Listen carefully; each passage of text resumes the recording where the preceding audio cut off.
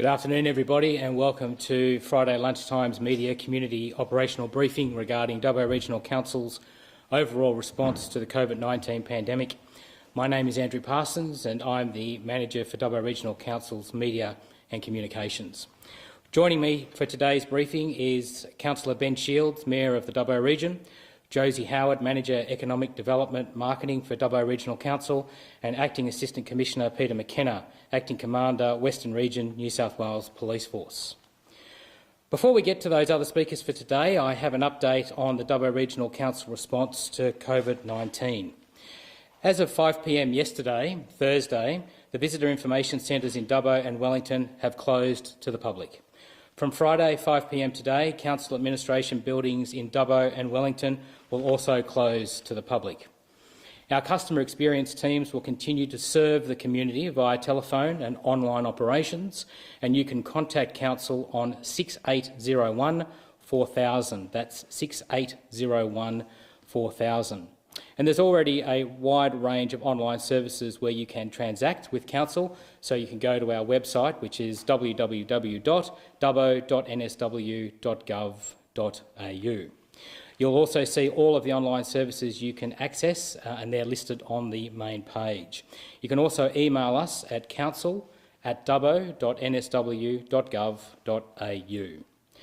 Now, following the Prime Minister's recent announcements regarding places of social gatherings and how that affects our play spaces and community recreation and open spaces, Council has taken the necessary steps to close all of the local government areas' community halls, sporting grounds, several public amenity blocks and playgrounds, as well as switching off the public barbecues at these parks to discourage people gathering and congregating in those open spaces.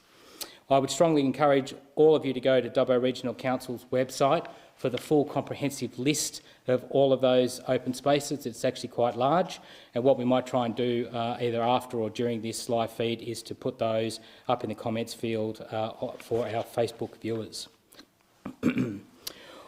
As a result of those open spaces and facilities closing, all clubhouse, canteens and function rooms at the sporting facilities have also closed to the public.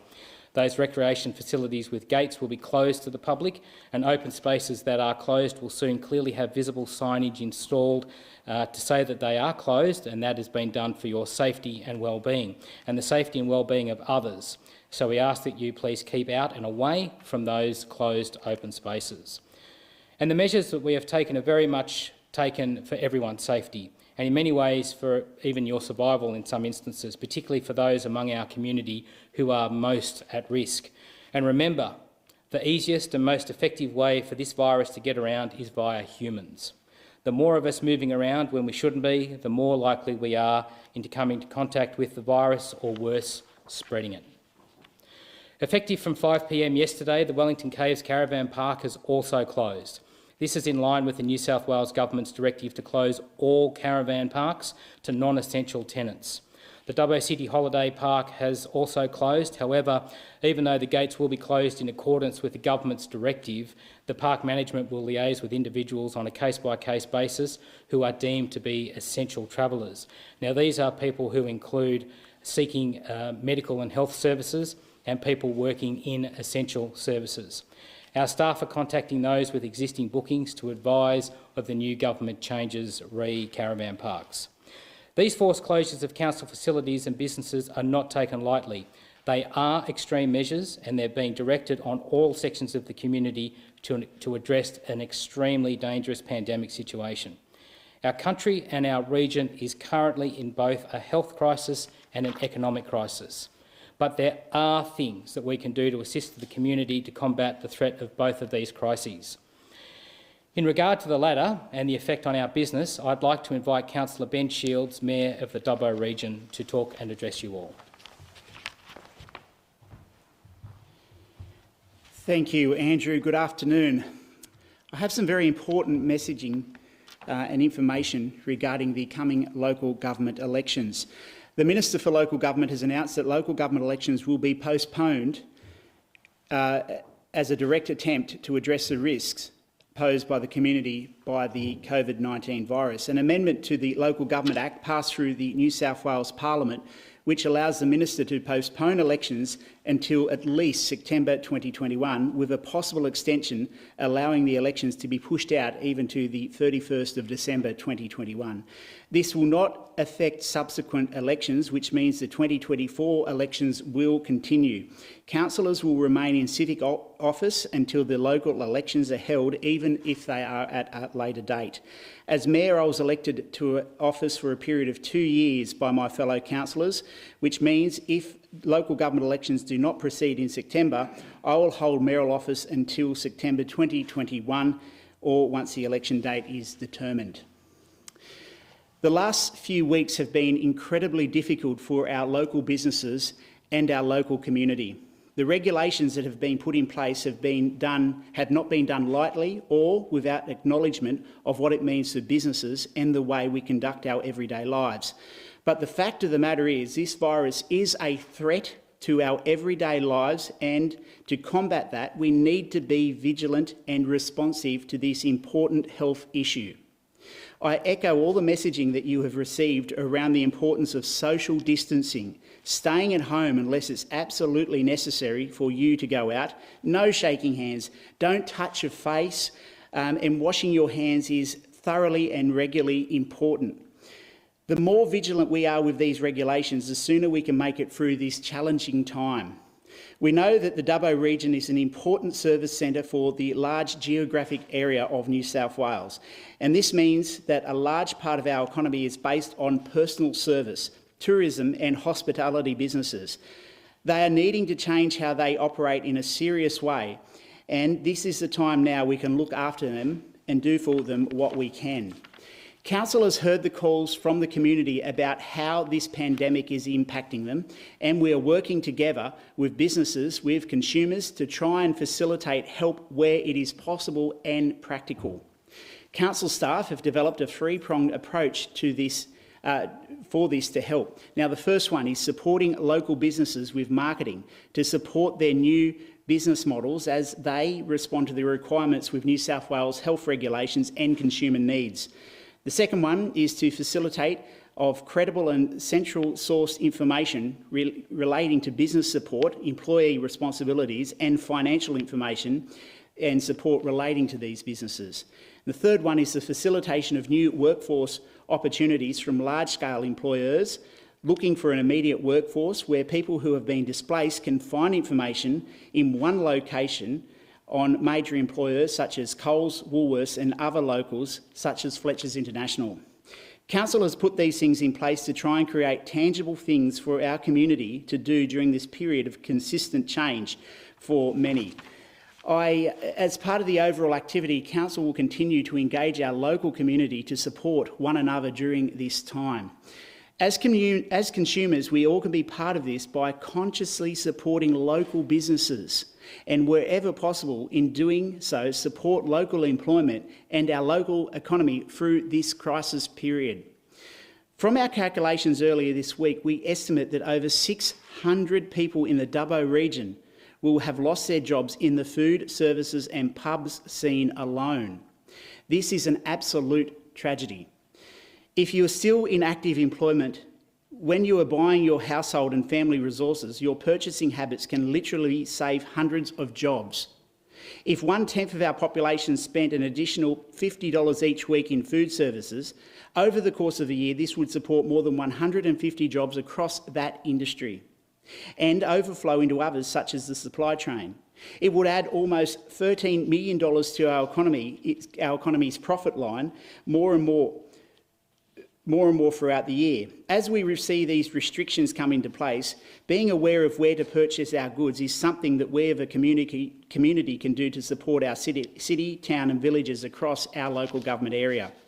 There's a lot of information on www.dubbo.com.au/updates. That's www.dubbo.com.au/updates on how you can do something to get us through this pandemic situation together.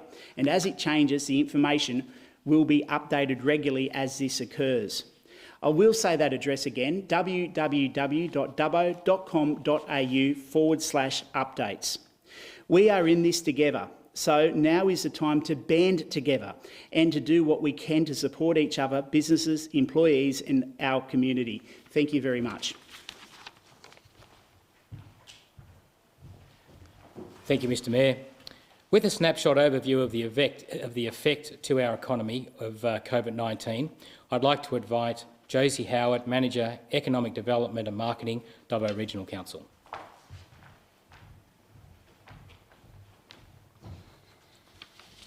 Good afternoon.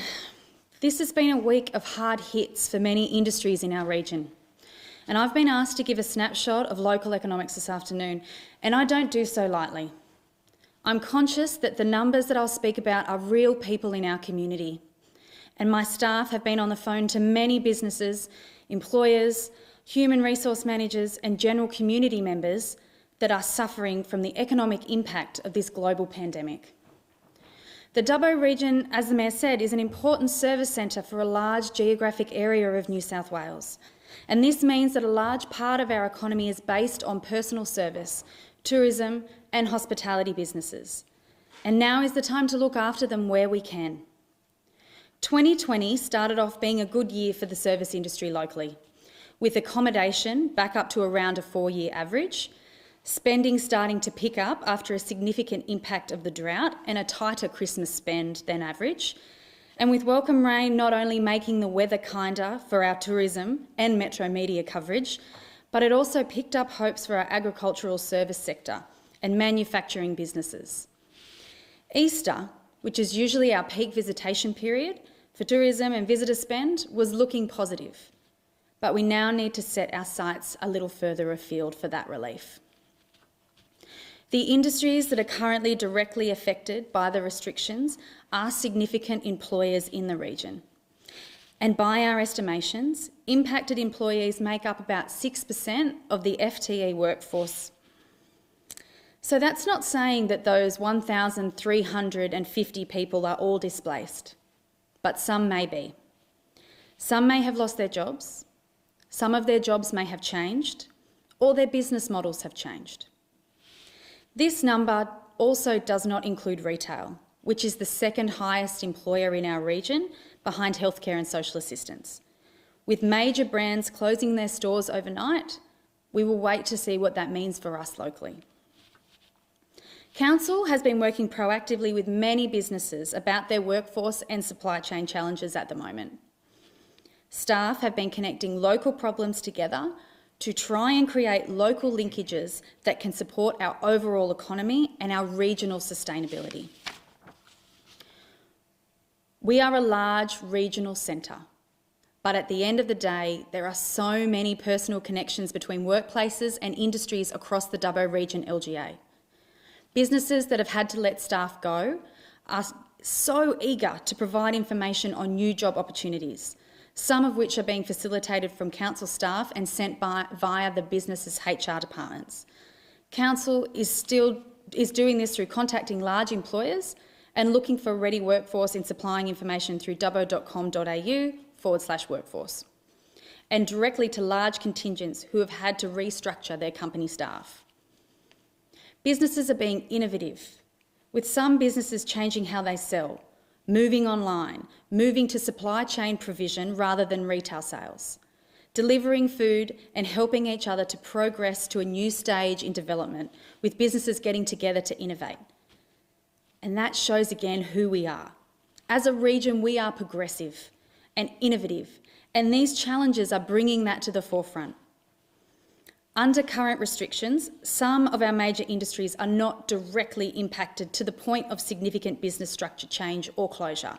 And let's hope, by taking these restrictions seriously, that those large industry sectors, such as construction, manufacturing and primary production, as examples, can continue to be major productive industries. Key propulsive sectors, or those sectors of our economy that are most important for growth and sustainability in the Dubbo region and our overall economy prior to this pandemic crisis, are, in order, construction, public administration and safety, and then equally education and training, healthcare and social assistance, and electricity, gas, waste and water services. The Dubbo region as a whole has benefited from stable growth in our economy post the global financial crisis, with the exception of 2012, which only saw a slight dip, which was most likely in relation to the global downturn during the European debt crisis. Just like what we are going through at the moment, global influences certainly can have an impact on our local economic performance.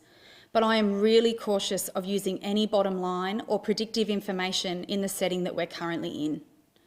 Things are changing daily, and the stimulus support that is coming from the government and the banks has been put in place to try and mitigate any economic impact of this pandemic.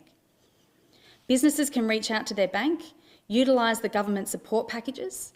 Many banks and financial institutions have put measures in place to be able to support small business through several types of financial assistance, and go online, dubbo.com.au/business, for a comprehensive list of government assistance with information that is easy to access through following links. Thank you. And finally, before we hand over to the Acting Assistant Commissioner, it goes without saying that the region has been deeply affected, certainly over the past few years, by drought and downturn. And obviously, Josie's just provided that overview. Now we have COVID-19, and with businesses having to close down as a result of instructions, there's obviously some real concern around crime prevention and safety for those businesses. So I'd like to now introduce Acting Assistant Commissioner Peter McKenna, who is the Acting Commander for Western Region, New South Wales Police Force. Yeah, good afternoon, ladies and gentlemen. Firstly, standing here, I just want to make it clear that I cannot overstate the seriousness of the issue that we are facing at the moment. We cannot turn a blind eye to it. We cannot bury our heads in the sand. Regional people, I've noticed, find it very difficult to keep that distance, to do that social distance. They want to get up close. They want to speak to their neighbours, their friends down the street. You cannot do it. We really have to adhere to these government regulations and directions. The only way we're going to get through this is if people listen to it and start really putting that into practice. We can't think this is a city-centric or Sydney problem. It is an everywhere issue, and we are not immune from it in any way, shape or form.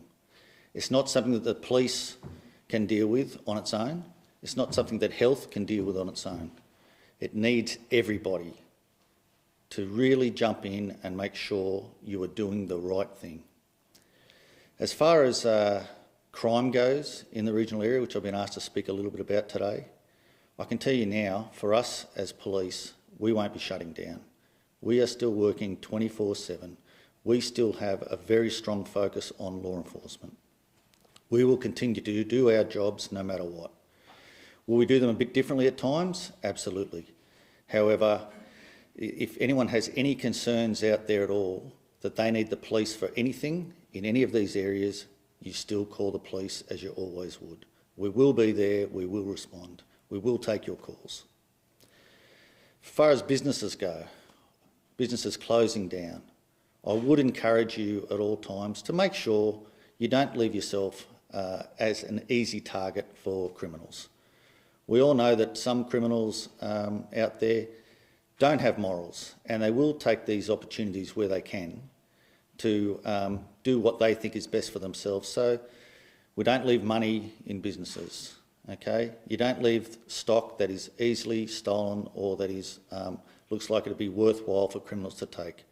Put your signs up explaining that there's nothing left on the premises that is worthwhile for the criminal element to look at. If you've got CCTV, etc., make sure it is working, it is operating. We will still investigate every crime that is reported to us in the same manner as we've done previously. The question has been asked of me, with this social isolation, is there a likelihood of other crimes increasing, such as personal or domestic violence? Well, that is something we are taking into consideration, certainly. But once more, I would say that our law enforcement will not stop in relation to those type of crimes or any other crime that happens. So to the criminal element out there, I would say, if you think this is an opportunity for you to get away with crime. I can tell you now, it's not. We will be there. We've got 17,000 police on the streets. Our Commissioner's made it very, very clear that now is no longer the time for cautions or for standing back. It is a time for law enforcement where we need it, and we will use it. I'll take any questions if you have any. Mr McKenna, Nick from ABC News. First of all, in regard to isolation, we've heard already a person in Lake Macquarie has been charged with breaking isolation. We've heard of a business that was charged with $5,000 and employees were charged as well. Could you let us know if any cautions have been issued in the region and what your officers are doing to make sure isolation and social distancing is kept in force? So we're working hand in hand with health in that respect. People who are under Minister's orders for isolation, we will be checking on them. But bearing in mind, the vast majority of these people are sick people who are good community members who will do the right thing. It's those people who want to ignore these directions, who think that it doesn't count to them. They're the ones that we will be dealing with. And yes, we have given out many cautions up to this point in time, but as our Commissioner said, those times are over now. It is now time for strong enforcement because we have to adhere to these directions. If we don't, we are not going to stop the spread of this virus. So to clarify, cautions locally, do you issue cautions locally? In the Western region. Just from Channel 9. Look, if people continue to panic buy, could we see a scenario where, and there is a full lockdown enforced, could we see a scenario where there are police stationed at supermarkets? Well, I can tell you now, police are regularly sighted at the supermarkets now. That is part of our daily taskings now, not once a day, but consistently throughout the day. You'll see police coming in and around those high visibility areas where there are people and crowds. And they're our supermarkets, they're our Centrelinks, they're the places where people still have to go. And we're there for reassurance to the community that those people who want to do the wrong thing, that we will be there to act and take the appropriate action. Obviously, the PCYC and other youth groups do a lot of work to keep youth off the street, keep youth working and working to a fulfilling future. They've shut for obvious reasons. Do you have any concerns at the moment about youth around? Is there any form of plan that you've had to formulate to address any form of juvenile activity? Yeah, certainly it is a concern for us because they are such a successful part of our policing strategies, working with the youth. We just call upon the parents, the guardians out there to really explain to the kids why this is so important. You know, a lot of these kids think they're invincible, that this virus can't affect them. Well, you know what? They may get it. It may be milder to them, but it's who can they transmit it to is of significant concern. If we see groups of youth on the street, we'll be dealing with them appropriately. We'll be making sure they're going to the places they need to be going for the self-isolation like everyone else. But we would really call upon parents, guardians, community members to make sure they are talking to their youth and give them that understanding. Just on, you know, if the situation continues to progress as well, could we see a situation where police academies, you know, start to really pump out recruits to kind of fill this demand as well? Again, that is already part of our business continuity planning. We've got another class due to graduate very shortly, and they will be boosting our police numbers. Thus far, our police force, very, very luckily, hasn't had a significant effect from this virus. We have still got all of our police on deck and, you know, like the Commissioner said, that's 17,000 police out on the streets, making sure that the community feels safe and that we're dealing with crime as we would any other day. Can I just ask one question in regard to traffic operations? There has been a suspension of random breath tests, but in regard to the way people are pulled over for speeding or vehicle checks, has there been any change, reduction in anything in regard to how police are conducting traffic operations? Yeah, so random breath testing hasn't been suspended. In fact, of late in the Western region, I can say there's been an increase in the amount of people we've been detecting for driving under the influence of alcohol. So it hasn't been suspended, I can tell you that now. We're probably not doing it the same way in large-scale stationary random breath testing. However, the mobile random breath testing is continuing, and we are still continuing to see people who want to flout the law and drink and drive. They will still be detected, they will still be charged and put before the courts like they always have previously. Speaking of the courts as well, have you seen an increase in people, having to turn people away, in court or in the holding cells or anything like that? Has there been? So again, we've got internal policies and structures in place to deal with that sort of thing. I can't speak on behalf of the judicial system or justice, but we are working very closely with them. We've got plans in place for prisoner transfers, etc. If someone needs to be arrested and charged and put before a court, they'll be arrested and charged and put before a court. Business as usual in that respect will not stop for us. Are we using more technology? Yes, we are. Are we trying to limit face-to-face and adhere to social distancing? Yes, we are. But we are still doing our job in regards to criminal behaviour, emergency service response and looking after victims of crime.